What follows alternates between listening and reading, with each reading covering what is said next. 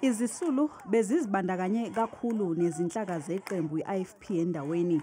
Lokhu kufakazelwe ukuthi iningi labahlali belidlubhe umfaniswano weqembu. Abahlali bathi izisulu zibulawe zibuya emhlanganweni. Ngokwesitatimende samaphoyisa, laba bebezigebengu futhi yibona abadubula kuqala bebhekise kuwo.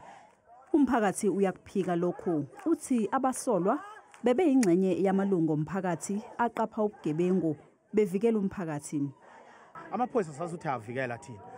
Futhi sithema sibona isithombe sokuqala bebulawa emotweni sayitshena ukuthi saxakeka ngoba siyabazi ukuthi bangabantu abanjani ukuthi yini bingaze bedubula amaphoyisa aqala yabo.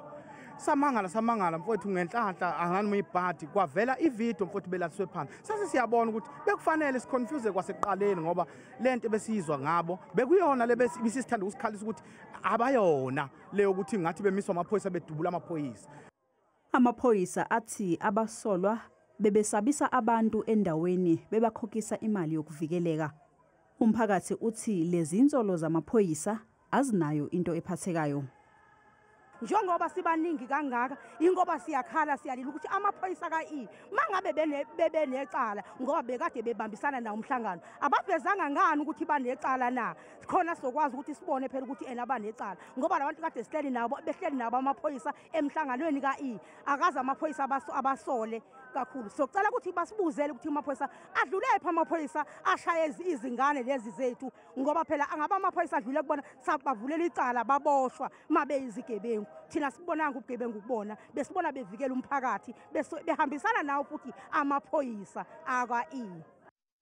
Umndeni kanye nomphakathi bafuna ukuthi uphiko oluphenya izenzo zamaphoyisa i-IPID luphenye ngokuziphatha kwamaphoyisa.